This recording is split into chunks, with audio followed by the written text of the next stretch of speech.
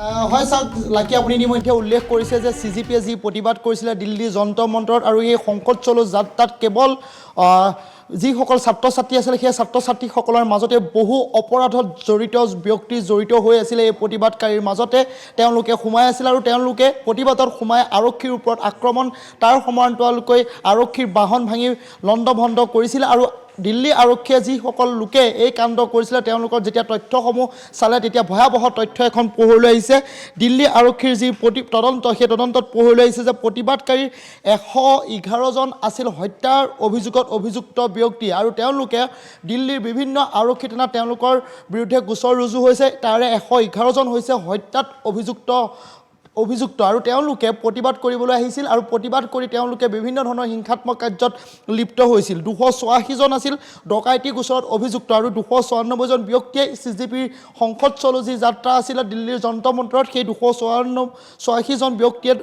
এই প্ৰতিবাদত অংশগ্ৰহণ কৰিছিল তাৰ সমান্তৰালকৈ শিশু তাৰ সমান্তৰালকৈ মহিলাক যৌন নিৰ্যাতন কৰা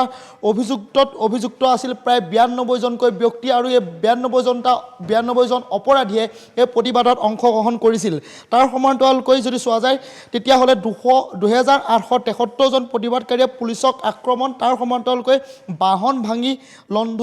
লণ্ডভণ্ড কৰি পেলোৱা দৃশ্য CCTV কেমেৰাত আবদ্ধ হৈছিল আৰু ইয়াৰে 989জন হৈছে জঘন্য অপৰাধৰ সৈতে জড়িত ব্যক্তি আৰু তেওঁলোকে বিভিন্ন কামত নিয়োজিত হৈছিল অৰ্থাৎ বিভিন্ন অপৰাধজনিত কাম কাজ কৰি গৈছিল আৰু তেওঁলোকে এই প্ৰতিবাদটোত অংশগ্ৰহণ কৰিছিল ইয়াৰ 135জন প্ৰতিবাদকাৰী আছিল অপহৰণত গোচৰত অভিযুক্ত আৰু তাৰে যদি চোৱা যায় তেতিয়াহ'লে অস্ত্ৰ আইনত অধীনত অভিযুক্ত 229জন আছিল এই প্ৰতিবাদত NDPS আইনৰ অধীনত 66জন লোকে অংশগ্ৰহণ কৰিছিল এই প্ৰতিবাদত তাৰ সমান্তৰালকৈ অপহৰণৰ গোচৰত 19জন অভিযুক্ত আহিছিল প্ৰতিবাদ কৰিবলৈ হত্যাৰ গোচৰত অভিযুক্ত 101জনৰ ভিতৰত 42জনৰ বিৰুদ্ধে দুটাত বা তাতোধিক গোচৰ তেওঁলোকৰ বিৰুদ্ধে ৰুজু হৈ আছে দিল্লীৰ বিভিন্ন আৰক্ষী থানাত তেওঁলোকে এই প্ৰতিবাদত অংশগ্ৰহণ কৰিছিল সংসদ চলো যাত্ৰাত অংশগ্ৰহণ কৰিছিল আৰু তেওঁলোকৰ তথ্য ইতিমধ্যে দিল্লী আৰক্ষীয়ে লাভ কৰিছে তাৰ সমান্তৰালকৈ ডকাইতি গোচৰত অভিযুক্ত 294জনৰ ভিতৰত 155জনৰ বিৰুদ্ধে একাধিক অপৰাধমূলক গোচৰ বিভিন্ন আৰক্ষী থানাত ৰুজু হৈ আছে অৰ্থাৎ বিভিন্ন অপৰাধীসকলে এই যি CGPৰ প্ৰতিবাদ ছাত্ৰ ছাত্ৰীৰ যি প্ৰতিবাদ আছিলে সেই প্ৰতিবাদৰ মাজত সোমাই তেওঁলোকে হিংসাত্মক কাৰ্য কৰাৰ এক পন্থা অৱলম্বন কৰিছিলে আৰু তেওঁলোকক এজনকৈ এতিয়া চিনাক্ত কৰিছে দিল্লী আৰক্ষীয়ে যিসকল ছাত্ৰ ছাত্ৰী আছিলে ছাত্ৰ ছাত্ৰীসকলৰ মাজতেই হত্যাত অভিযুক্ত যৌন নিৰ্যাতনকাৰী NDPS গোচৰত অভিযুক্ত তাৰ সমান্তৰালকৈ ডকাইতি চুৰ বিভিন্ন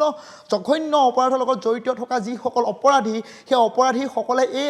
CGPৰ যিসকল ছাত্ৰ ছাত্ৰী আছিলে সেই CGPৰ লগত তেওঁলোকে সোমাই পৰিছিল আৰু সোমাই আৰক্ষীৰে শিলগুটি দলিওৱা তাৰ সমান্তৰালকৈ আৰক্ষীৰ বাহন ভাঙি পেলোৱা আৰক্ষীক বৰ্বৰভাৱে আক্ৰমণ কৰা এই কাৰ্যত লিপ্ত হৈছিল অৰ্থাৎ প্ৰায় 5000মান ব্যক্তি জড়িত হৈছিল এই প্ৰতিবাদত সেই যিসকল ব্যক্তিৰ বিভিন্ন আৰক্ষী থানাত তেওঁলোকৰ বিৰুদ্ধে গোচৰ ৰুজু হৈছে কাৰোবাৰ বিৰুদ্ধে যদি ডকাইতি কাৰোবাৰ বিৰুদ্ধে অপহৰণ কাৰোবাৰ বিৰুদ্ধে হত্যাৰ অভিযোগত অভিযুক্ত এনেধৰণে বিভিন্ন ব্যক্তিয়ে এই প্ৰতিবাদত অংশগ্ৰহণ কৰিছিল আৰু দিল্লী আৰক্ষীৰ যি প্ৰতিবেদন বা তদন্তত এইসমূহ তথ্য এতিয়া ভয়াৱহ তথ্য পোহৰলৈ আহিছে এইসকল প্ৰতিবাদকাৰীয়ে এই প্ৰতিবাদকাৰী নাছিলে তেওঁলোক হত্যাৰ অভিযুক্ত কোনো ব্যক্তি অৰ্থাৎ অপৰাধৰ লগত জড়িত ব্যক্তিয়ে এই প্ৰতিবাদত অংশগ্ৰহণ কৰিছিল আৰু এই ভয়াৱহ তথ্য এতিয়া পোহৰলৈ আহিছে